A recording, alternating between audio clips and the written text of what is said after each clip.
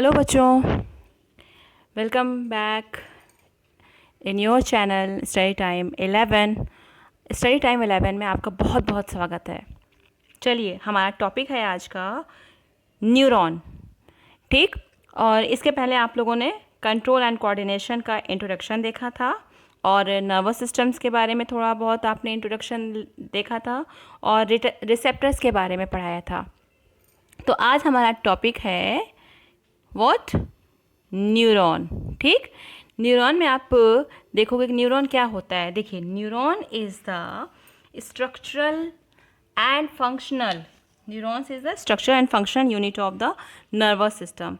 Neuron जो होता है वो नर्वस सिस्टम का स्ट्रक्चरल और फंक्शनल यूनिट होता है। They are the largest cell in the body, हमारे बॉडी का सबसे बड़ा सेल होता है। They contain the same basic parts as any other animal cells, but their structure is specially adapted to be able to carry messages over large distances in body quickly. देखिए, और जैसे जो हमारी बॉडी में कुछ भी स्टिमुलेशन होता है या हमें कुछ भी इंफॉर्मेशन मिलती है, जैसे एक गरम तवा रखा हुआ है, ठीक है, आपका हाथ उस पर जाते ही जाने से पहले ही उसके पास जाते समय ही आपको थोड़ा सा ये पता चल जाएगा कि ये गरम है, इससे हमको हाथ हटा लेना चाहिए, हाथ उस पर हमें रखना नहीं चाहिए। तो ये मैसेजेस कौन दे रहा है आपको? न्यूरॉन्स ही तो दे रहे हैं। तो it carries messages in the form of electric impulses और नर्व इम्पल्सेस। जो ये मैसेजेस जो कैरी करते हैं, किस फॉर्म में कैरी करते हैं? इलेक्ट्रिकल इम्पल्स के फॉर्म में या नर्व इम्पल्स के फॉर्म में। ठीक, तो ये न्यूरॉन होते हैं। न्यूरॉन का आप बेसिकली इतना समझ लीजिए कि ये फंक्शनल और स्ट्रक्चरल यूनिट होता है नर्वस सिस्टम का। तो नर्वस सिस्टम के बारे में आपने पढ़ा ही था और भी आगे इसके बारे में बताया जाएगा। चलिए, सेकंड क्या है? Structure of cells. क्या स्ट्रक्चर्स हैं इसकी? न्यूरॉन्स की क्या क्या कैसी स्ट्रक्चर होती है? देखिए, जस्ट लाइक दिस, न्यूरॉन्स की स्ट्रक्चर जो होती है वो कैसी होती है? ऐसे होती है। ये है स्ट्रक्चर न्यूरॉन्स की। तो इसके कौन कौन से पार्ट्स हैं? सेल बॉडी, डेंड्राइट्स, एक्सॉन और नर्व एंडिंग। देखिए, इन चार पार्ट से मिलकर बना हुआ है। किससे किससे मिलकर बना हुआ है? सेल बॉडी से मिलकर बना है, डेंड्राइट से मिलकर बना हुआ है, एक्सॉन से मिलकर बना हुआ है और नर्व एंडिंग से मिलकर बना हुआ है। Cell body, it is rich in cytoplasm and has a spherical nucleus. Cytoplasm, it is rich in cytoplasm. और इसके अंदर क्या होता है? स्फेरिकल शेप का एक न्यूक्लियस होता है। सेल बॉडी कैसी होती है? It is rich in cytoplasm, cytoplasm में बहुत सारी पाई जाती है और it has a spherical nucleus. देखिए, डेंड्राइटिस क्या होते हैं? डेंड्राइट्स क्या होते हैं? ये शॉर्ट और ब्रांच्ड टिप होते हैं नर्व सेल्स के, जो सेल बॉडी के खींचने से बनते हैं और क्या डिटेक्ट करते हैं? ये सारी इन्फॉर्मेशन डिटेक्ट करते हैं जो इन्वायरमेंट से उसको मिलती है। एक्सॉन क्या होते हैं? एक्सॉन जो होते हैं लॉन्ग सिलेंड्रिकल स्ट्रक्चर होते हैं, ये सेल बॉडी से ही अराइज करते हैं, सेल बॉडी से ही निकल कर बनते हैं और the information from the environment travels through the axon. जो डेंड्राइटिस ने इन्फॉर्मेशन कलेक्ट किया है इन्वायरमेंट से, वो किसके थ्रू ट्रैवल करेगी? एक्सॉन के थ्रू ट्रैवल करती है and reaches the next nerve to reach the brain. और उसके बाद ये कहाँ पहुँचाती है? ले जाकर इसको ब्रेन तक पहुँचाती है। ठीक, और इसका फोर्थ पार्ट कौन सा है न्यूरॉन का? नर्व एंडिंग है। तो बच्चों, भूलना नहीं कि चार पार्ट से मिलकर बना हुआ है neurons: cell body, dendrites, axon और नर्व एंडिंग। नर्व एंडिंग जो होती है वो ब्रांच्ड एंडिंग ऑफ एक्सॉन। अब एक्सॉन को ही उसमें कई ब्रांचेस में वो आगे चलकर डिवाइड होती रहती है, जो किस में हेल्प करती है? Which help in neuro transmission, जो न्यूरो ट्रांसमिशन में हेल्प करती है, यानी कि सभी को इन्फॉर्मेशन पहुंचाने का और इन्फॉर्मेशंस इम्पल्सेस पहुंचाने का, ये सब का काम नर्व एंडिंग के थ्रू होता है। तो बच्चों, स्ट्रक्चर आपने देख लिया: cell body, dendrites, axon and nerve ending. There are 4 parts of neurons. अब इसका फंक्शंस क्या होता है? चलिए हम फंक्शंस के बारे में पढ़ते हैं। फंक्शंस क्या हैं? देखिए, पहला फंक्शन तो ये है, neurotransmission is the travelling of impulse to brain through nerve cells. Neurotransmission कैसे होता है? नर्व सेल्स के थ्रू ये ब्रेन में पहुंचता है। ठीक है, ट्रैवल करता हुआ नर्व सेल्स के थ्रू ये ब्रेन में पहुंचता है।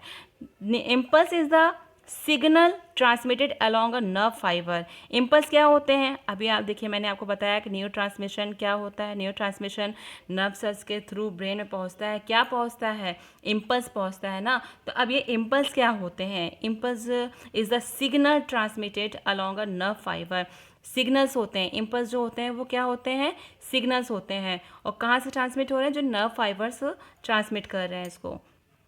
चलिए, any change in the environment is detected by the specialised tip of nerve cells called dendrites in the form of messages. Any change in the environment, environment का कोई भी चेंज होता है, कोई भी बदलाव होता है तो किससे डिटेक्टेड होता है, ये किससे पहचान की जाती है, नर्व सेल्स के स्पेशलाइज्ड टिप से पहचान की जाती है, जिसको हम डेंड्राइट्स कहते हैं।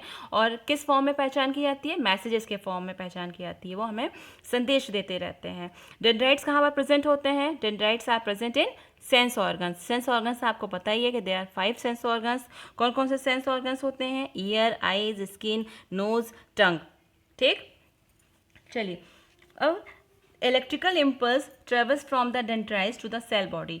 अब जो डेंड्राइट से हमें इम्पल्सेस मिल रहे हैं, इलेक्ट्रिकल इम्पल्स मिल रहे हैं, वो सेल बॉडी तक जाते हैं। Then along to the axon to the nerve ending. फिर ये एक्सॉन तक पहुँचेंगे, एक्सॉन से नर्व एंडिंग तक पहुँचेंगे। एट द नर्व एंडिंग पर पहुँचने के बाद क्या होता है, जो इलेक्ट्रिकल इम्पल्स होते हैं they set off the release of chemical. तब वो क्या करते हैं, केमिकल को रिलीज करते हैं।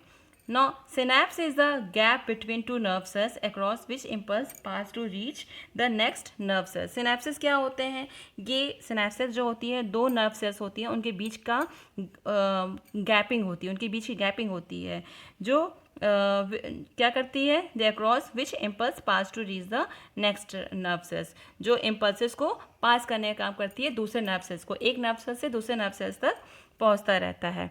और फिर देखिए, the chemical release at the nerve ending पर केमिकल जब रिलीज होता है तो क्रॉस द सिनेप्सिस, उसी सिनेप्सिस को क्रॉस करती है and start a similar electric impulse in the dendrite of the next neuron and the process goes on. देखिए, जब केमिकल नर्व एंडिंग पर केमिकल रिलीज होती है तो दे क्रॉस द सिनेप्स को, जो सिनेप्सिस है उसको क्रॉस करती है and start a similar electrical impulse. और उसके बाद ही एक सिमिलर, एक समान, जो जिस समय वो जैसा इलेक्ट्रिक इम्पल्स दे रही है वैसा इलेक्ट्रिकल इम्पल्स वो डेंड्राइट में देती है, और डेंड्राइट से वो आगे नेक्स्ट न्यूरॉन में पहुंचता है, और इसी तरीके से ये पूरा प्रोसेस चलता रहता है and the process goes on. A similar synapsis allows delivery of impulses from neurons to the other types of cells such as muscle cells. देखिए, अब इसी तरीके से सिमिलर सिनेप्सिस जो होती हैं वो क्या करती हैं, वो अलाउ करती हैं किसको, इम्पल्सेस की डिलीवरी को अलाउ करती हैं। ठीक, इम्पल्सेस की डिलीवरी को, मतलब इम्पल्सेस होती रहें उसको अलाउ करेंगी from neurons to other types of cells, neuron से दूसरे सेल्स में, दूसरे टाइप्स के सेल्स में ये डिलीवर होती रहती है, जैसे कि मसल सेल्स और ग्लैंड सेल्स। ठीक है बच्चों, चलिए आज आपने पढ़ा न्यूरॉन्स के बारे में, न्यूरॉन्स का स्ट्रक्चर पढ़ लिया और उसके फंक्शंस के बारे में पढ़ लिया। ठीक, अब आगे हम आपको बताएंगे सेंट्रल नर्वस सिस्टम क्या होता है, और रिफ्लेक्स एक्शन के बारे में बताएंगे। और बच्चों, आज जितना बताया गया उतना अच्छे से आप पढ़िए, पहले ये टॉपिक क्लियर करिए, और जो नहीं समझ में आता है वो आप दोबारा आप पूछ सकते हैं। चलिए, ओके बच्चों, पढ़ाई करते रहिए और साथ ही साथ खूब ढेर सारी मस्ती भी करिए और लॉकडाउन का पालन भी करते रहिए। Thank you class.